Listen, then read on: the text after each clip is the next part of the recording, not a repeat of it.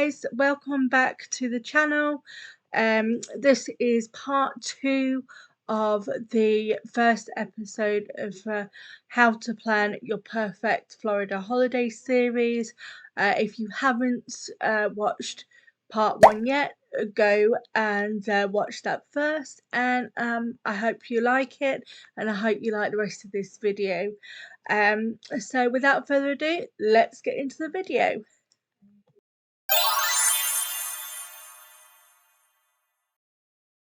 Through all that, you need to also decide whether you're gonna do car hire, or you're going to do transfer from the airport to the hotel.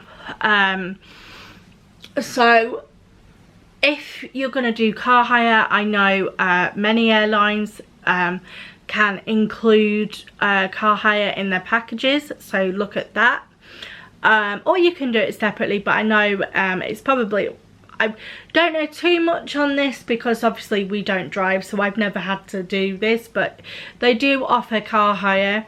And you can even do a fly drive where you fly and you hire a car and then you book your hotel separately. So there's options for car hire. Check with your with who you're traveling with and your airline to see what your options are on car hire. Or if you don't want to hire a car, then you need to look at booking your transfers to and from the hotel and the airport. There is many options to do it. If you're staying on Disney, you can get, well, it's not the Magical Express now because they finished that, but you can, they're called Mears Connect. You can book your transfers on Mears Connect or Sunshine Flyer if you go into Disney. Maybe your hotel offers transfers. Like if you're not staying on site, maybe your hotel, look to see whether your hotel offers transfers to and from the airport. If not, you can book them through your airline, return transfers, one way or whatever, or you can get an Uber or a Lyft. Check the prices and see how much it's going to be. But remember, you need a vehicle big enough for your party size and any luggage that that you take. So so that's sorted. Then you need, once you've got all that, like the main bits, let me start that again. When you've got all those main bits, important bits sorted and figured out and booked, then you can get onto the fun bit. So the fun bit is obviously looking at the attractions in Orlando, and I will do later on in this series, I do have a video coming up where I go into more detail about the parks and things to do in Orlando. But you need to look at park tickets, and you know, you might say to me, Sarah, I can just sort that when I'm out there. Well, no, you can, but it's not a good idea to, because I will tell you why. You can usually get a better deal when you're booking in the UK before you go. So I use a site called attractiontickets.com and a site called FloridaTix. I personally, my favourite, and this is personal opinion, this is no one else's opinion, this is my personal opinion, I really like attractiontickets.com because they have got lots on the website. It's a really easy booking process. You can choose to pay all in one go, you can choose to pay a deposit. It's either £25 per person deposit, or sometimes, depending on what it is, it's a £50 per person deposit. But the fact is, you can pay a deposit, you've booked those tickets, and you have got until 6 weeks until your departure date to pay the balance off. So I really like doing that. It is the same with FloridaTix. FloridaTix gives you the option of booking with a deposit, and then you can pay whenever you like, as long as you pay the balance off 6 weeks before. So those are the two sites. There are many other sites around. You just whatever works for you. You just have to look around and see if you get a better deal booking your attraction tickets in the UK than you do when you get there. So for example, with Florida Ticks and attractiontickets.com, they do combo tickets which work out cheaper. So they do Disney Universal combo, they do all 6 parks combo, they got Kennedy Space Center. You know, there's a lot to work with, a lot of attractions to work with. So just look around, see what you fancy, and yeah, and book your tickets before you leave the UK is my advice, because you will usually find that they work out cheaper. But if you don't get to do that, then by all means you can still book your tickets when you get there, either with the concierge desk or, you know, or somewhere else, or on the day. So don't worry if you haven't booked your park tickets before you get out there. Do not worry, it is fine. You can do it through various methods when you're out there, but my tip would be to try and book as much as you can before you get to Florida.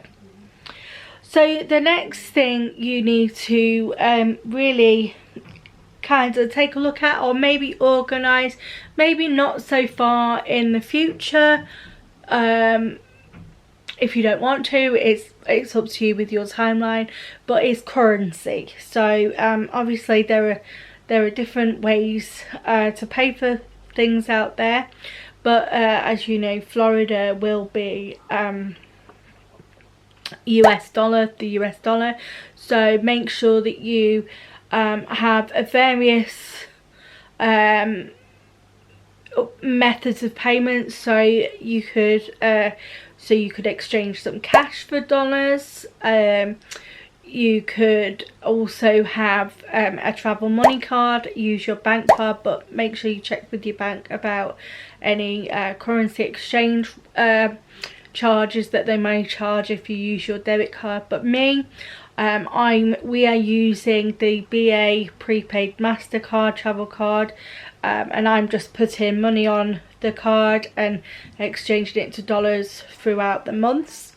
And we're also taking some cash dollars with us as well. So you need to think about your budget, your spending money, how much you want to take out there, how much you think you're going to spend. So like on meals, you know, souvenirs, bits and pieces, like shopping if you're self-catering, any money that you may need. You need to come up with a budget, and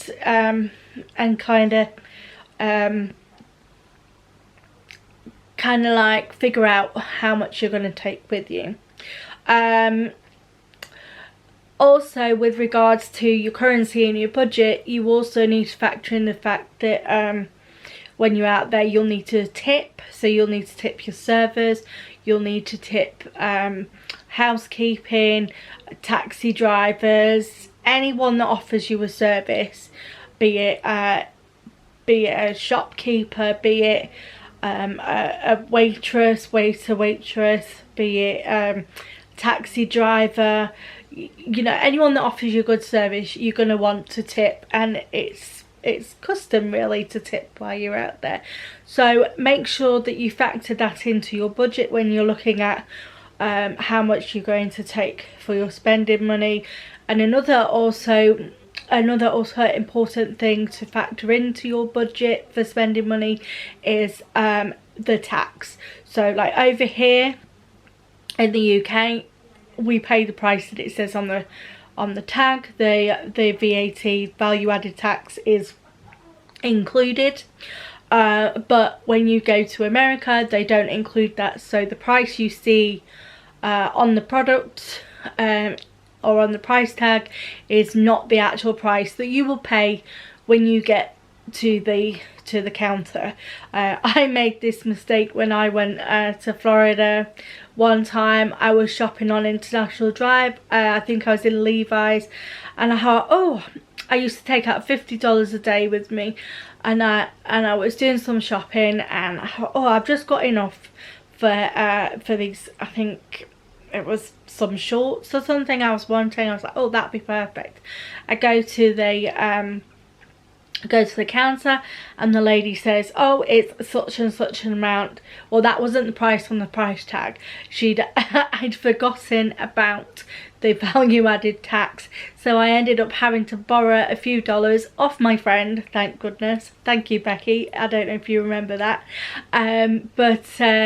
Yeah, so that's very important, not to forget that. You can, if you're struggling to work out what tip you should do, I think it's usually about 10-20%, but you can get these apps on your phone downloading that can give you an idea, like a tip calculator type thing. So yeah, just think about that, make a spending budget, and think how much you're going to spend between all of you in your party for the duration, and also factor in tipping and value added tax as well. So as you get closer to the holiday, you are going to want, and this only applies really if you are going to Disney World, which I assume most of you probably would be going to Disney World, but if you're going to Disney World then, and you have got park tickets, you also need to make sure you have your park reservations for your entry for the days that you want to enter, which you can all do that on the Disney World app, and also 60 days before you are due to go to the park. If you're wanting to eat in the park and at any restaurants, special restaurants, then you need to make your dining reservations. They do get booked up very quickly, so I would do that as soon as possible. But as it stands at the time of recording, that is 60 days before your park ticket day. So just keep that in mind, that is something that you will have to do before you leave for Florida. Another thing would be that, speaking of the apps, would be to make sure that you have all the apps that you need downloaded. So because everything runs on mobile these days, things you need to do, unfortunately, it's the times we're living in. You don't want to be on your phone constantly, but it's looking like you have to be to get the most out of your days. So you will need like the important apps, so your airline app, your like a Verifly app, depending on what airline you're going with, or there are similar app to upload your COVID documents to. You would need all the park apps, so the Disney World app. Disney World highly relies on all the apps.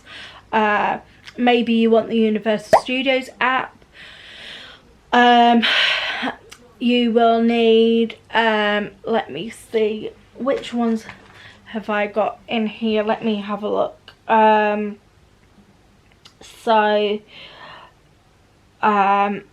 Yes, so you will need your airline app, you'll need the Disney World app.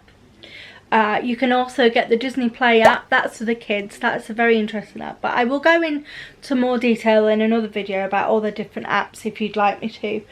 The Universal app, the Uber app, the Lyft app, and any other apps that your travel provider has.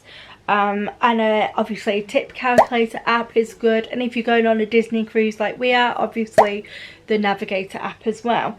So make sure you have all the relevant apps downloaded. It's quick, it's easy, you can check the wait times on certain things as well.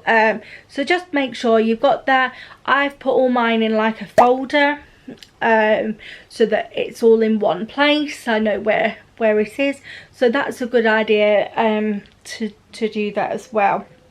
Actually, no, I have forgotten one thing which I forgot. So another thing is, I would advise, before you go, making a list of the your most wanted things to do. So like, if there's a certain park you want to visit, if you want to go to Kennedy Space Center, if you want to go to a beach, you know, basically make the must do's and always go with the expectation that you cannot do it all. So I would make a list of realistically what things you could achieve in the time that you're there, not forgetting to add in rest days, because let's face it, depending on what time of year you go, it's going to be, I know when we go, it's going to be 40 odd degrees out there, so you're going to need that downtime as well. So don't forget to factor in downtime. I know some of you may not like to plan all the time and have a strict kind of schedule, which is absolutely fine. Some of you may, that's great, but if you don't, that's fine. But I would advise to just make some sort of rough list, not kind of plan out every day, but kind of just get some structure and some must-dos, so that you can say, okay, let's get tickets for that, okay, let's get tickets for that, let's do this, what do you want to do? But also go with the expectation that you won't get to do it all, and that way you won't be disappointed, because at the end of the day, you could always go again. It's not gonna disappear, is it? So, you know, just go with that mindset where this trip I'm not going to get everything I want done. I want to just do the most important things that I want to experience, and then maybe on a future trip I can then do the things that I didn't get to do this time. If you go with that mindset, then you won't be disappointed when you don't get to do everything that you wanted to do.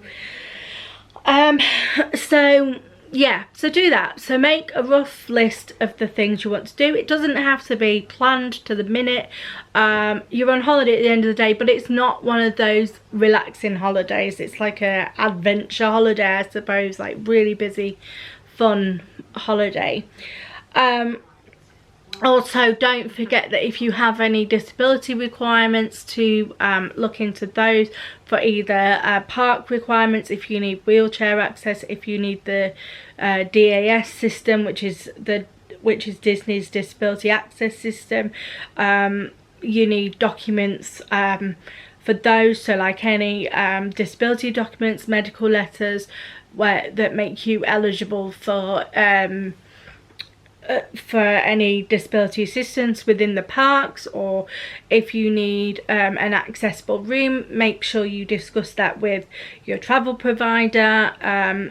Make sure you get assistance for organise assistance for the airport. If you need assistance in the airport or on the plane, again, speak to your airline. So that's another important thing that you need to get in place way before your holiday.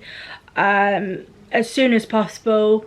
I know with the parks it's probably not on the day thing, or like a bit closer to the time, but definitely for the airline and your hotel or wherever you're staying, definitely give your travel provider / airline your disability requirements, so that they can make sure that they've got everything in place for you and it's as stress-free as you know, as possible. Another thing as well I will just quickly mention is that if you need to, if you're getting an early flight, or you live quite far away from the airport, and you need to, then I would recommend booking your airport hotels, if you need to, as soon as possible, as soon as you can.